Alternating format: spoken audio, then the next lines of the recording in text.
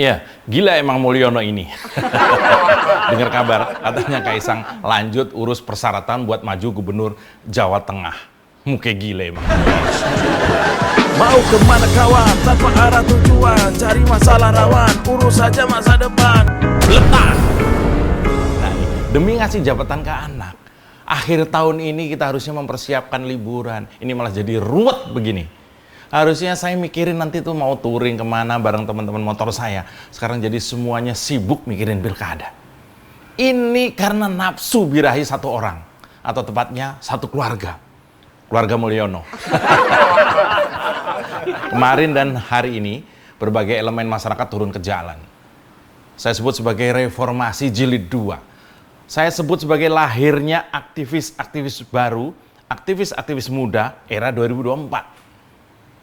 Kami turun ke jalan karena ada pemerkosaan peraturan terkait pilkada. Ada kelompok, sebut saja sebagai kelompok Mulyono, yang memaksakan kehendak untuk ngakalin aturan yang sudah jelas-jelas diputus oleh Mahkamah Konstitusi atau MK.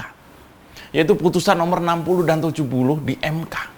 Soal ambang batas partai bisa nyalonin kandidat di pilkada, dan juga soal ambang batas minimal usia orang bisa nyalonin kepala daerah sebagai gubernur atau wakil gubernur. MK itu sudah jelas. Lalu anggota DPR, anggota Kim Plus yang pimpinannya Kim Jong Un mencoba berbagai dalih, mencoba berbagai modus, mencoba berbagai strategi yang dipakai. Pakai bahasa-bahasa undang-undang yang kita semua ruwet mikirinnya, dan semua dilaksanakan dalam waktu yang maha cepat. Sat-set. Beda banget sama ketika mereka menanggapi putusan MK yang meloloskan Gibran, masih ingat kan? Yang meloloskan Gibran tahun lalu, dulu mereka tuh belagak bego. Bener, terhadap putusan MK yang mereka mau dulu itu, mereka belagak bego, ya udahlah laksanakan aja. Sekarang nih secepat kilat. Harusnya emang kita puji ini ya, para anggota DPR ya, karena kerjanya cepat banget. Ya, 24 jam kelar. Karena mungkin juga bayarannya gede. Kemarin itu DPR RI itu batal mengesahkan revisi Undang-Undang Pilkada. Jadi undang-undang saat rapat paripurna. Yang mungkin ini rapat paripurna paling pagi. Jam 10-an tuh udah kelar. Gasik banget kata orang Betawi ya. Kenapa cepat banget kelar? Karena nggak quorum. Alias yang datang tuh sedikit banget. Mungkin takut sama demonstran. Nggak cukup buat mengesahkan revisi Undang-Undang Pilkada. Nah, sementara di luar gedung DPR, masa demonstran udah kayak apaan? Pagar jebol, korban luka berjatuhan, 150 demonstran lebih ditangkap. Juga ada jurnalis yang juga luka-luka, itu baru di Jakarta. Lain lagi di Jogja, di Semarang, Jawa Timur juga. Dan yang menarik, ada demo yang kenceng banget itu terjadi juga di Solo. Di Solo, di kandangnya Mulyono. Nah, hasilnya DPR pun batal mengesahkan rancangan undang-undang kemarin itu. Anggota DPR dari Gerindra itu dengan muka kenceng dan terlihat bete banget mengklaim kalau DPR itu tidak akan menggelar rapat paripurna dalam waktu dekat ini. Tapi siapa yang bisa percaya? Nah, dia juga bilang, kalaupun mau dibawa ke rapat paripurna selanjutnya, yaitu hari Selasa nanti, hari itu kan bertepatan tuh dengan dibukanya masa pendaftaran pasangan calon di pilkada. Pengesahan undang-undang pilkada itu nggak mungkin lah, karena waktunya mepet banget. Ya, ini apa ini? Ini artinya kata si Pak Dasko ini, dia memastikan pelaksanaan pilkada 2024 bakal mengikuti ketentuan dalam keputusan MK katanya. Soal pencalonan kepala daerah. Apakah kalian percaya? Gua sih kagak.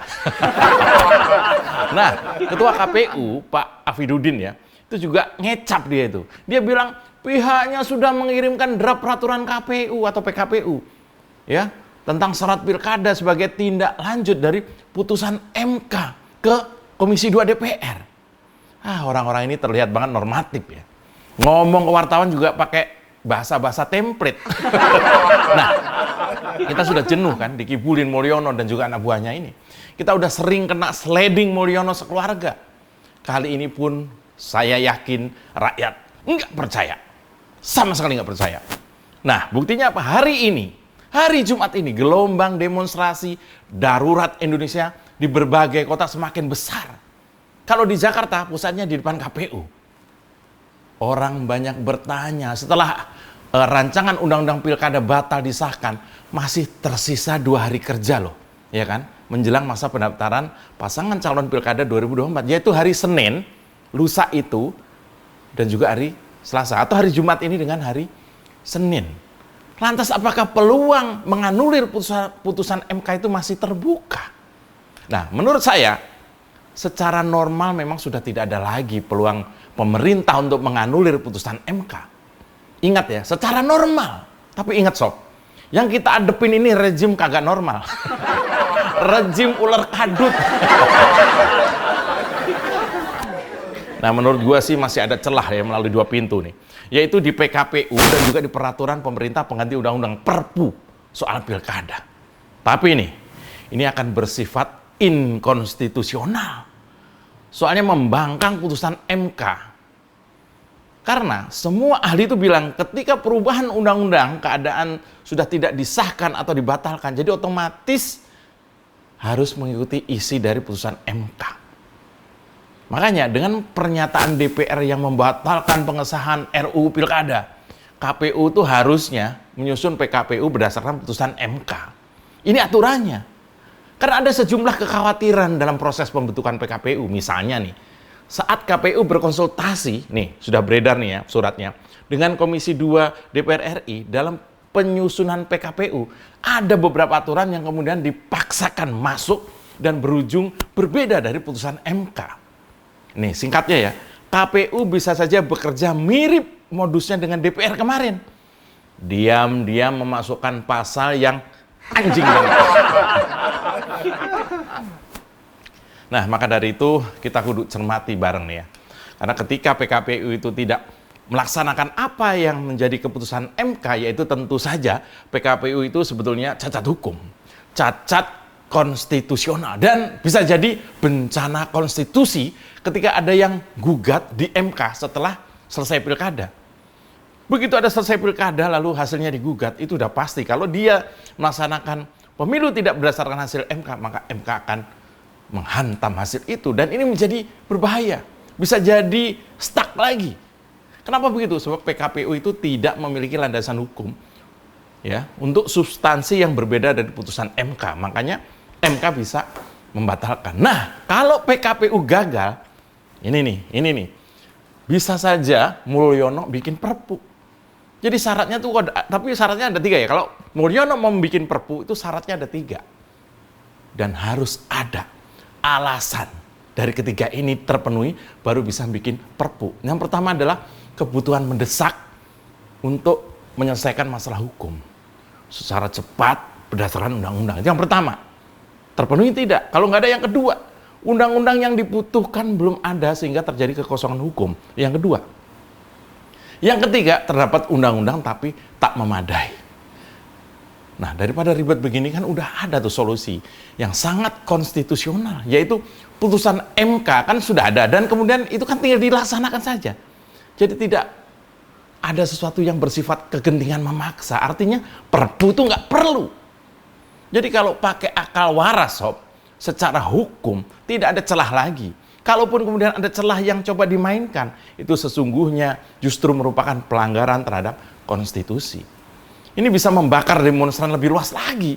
Dan saya meyakini, kalau sampai Mulyono atau kroninya utak-atik aturan lagi demi anaknya, bisa maju gubernur atau wakil gubernur, dalam hitungan singkat, reformasi jilid 2 pasti benar-benar terjadi.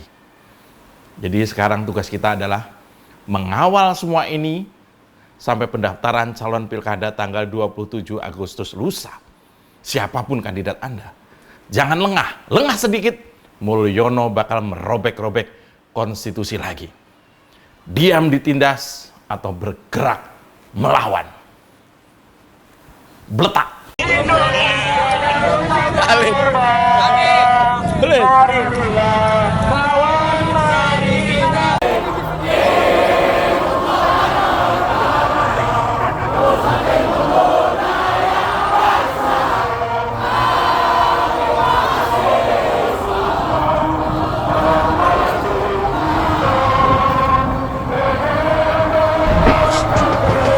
Mau kemana kawan tanpa arah